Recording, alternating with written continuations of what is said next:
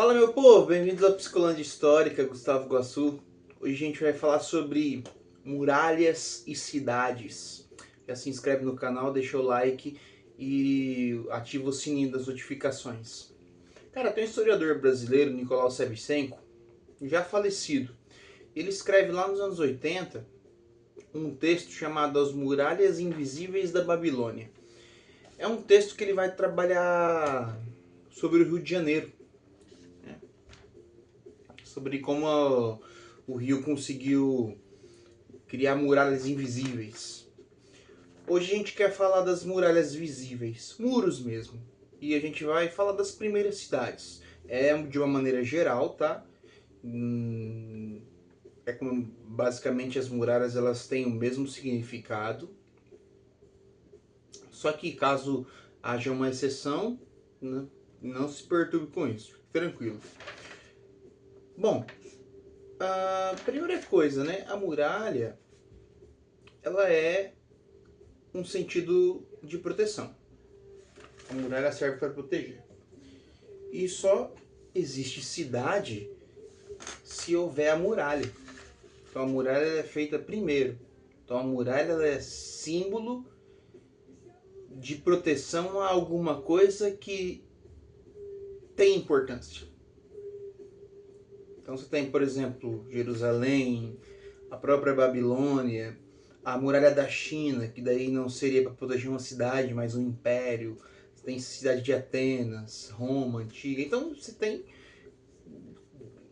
inúmeros exemplos na história a qual as cidades, principalmente grandes cidades, terão muros. No caso de Babilônia, ele vai trazer a questão do número 7, né? Babilônia é uma cidade que tinha 7 muralhas. 7 é um número místico também, que tem significados espirituais, a qual faz uma ligação também com a muralha, porque a muralha também tem um significado espiritual. Ela serve para proteção dos espíritos, dos demônios. Fisicamente, na materialidade, ela serve como uma proteção aos exércitos, aos invasores, uma proteção da própria cidade, para sustentação e perpetuação da cidade, e no mundo espiritual contra demônios. Bom, só existe uma cidade por causa da muralha. Com a colinha aqui.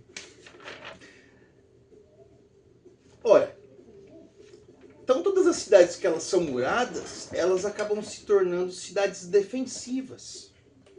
Porque o muro não serve como um avanço militar. O mundo ele serve, a muralha, o muro serve como uma defesa e vai defender aquilo que se tem de importante. E é interessante que nas primeiras cidades elas já possuem muros. Dado ao processo de sedentarização, o muro é essencial. Vamos lembrar que durante a pré-história os indivíduos eram nômades, conforme o processo eles se fixam, criam cidades e essas cidades vão ter muros. Bom, a gente tem, no caso da proteção militar, né? Quando, usando o exemplo de Atenas, na Guerra do Peloponeso, que foi uma guerra entre a cidade de Atenas e de Esparta, todos os cidadãos correram para Atenas, para dentro dos muros, numa invasão. Ora, lá os indivíduos se tornam um corpo para se protegerem. Então a muralha ela cria uma identidade própria dentro dos habitantes que estão naqueles muros. E as muralhas elas servem também como uma forma de controle. Um controle da comunidade, controle de quem entra, quem sai, controle de quem vive, e haverá, além desse controle de quem vive aqui dos estrangeiros,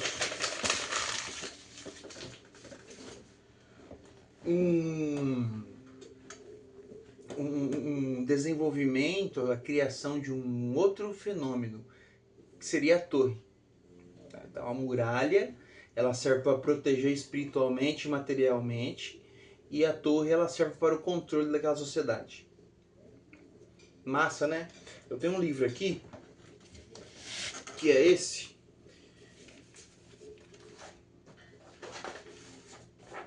que é da Abril Livros, A Evolução das Cidades. E ele vai trabalhar desde as primeiras cidades muradas, até as cidades urbanizadas e... Vamos ver se você consegue dar uma olhada aqui.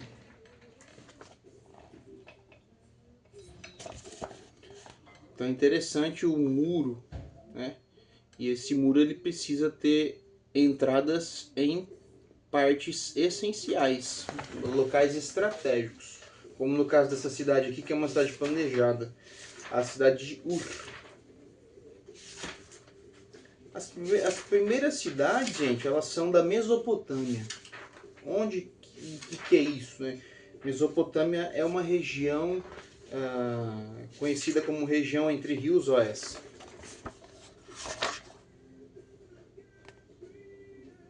Essa aqui é a cidade de Priene. Você já vê lá no ano de 2000 a.C. planejamento urbano. Doido, né? E esse livro é muito legal que ele contém essas imagens. Bom, voltando ao assunto. Até esqueci o que eu estava falando.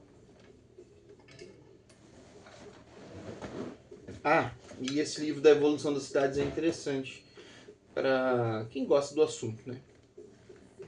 Existe a história das cidades e uma história legal sobre mim, né?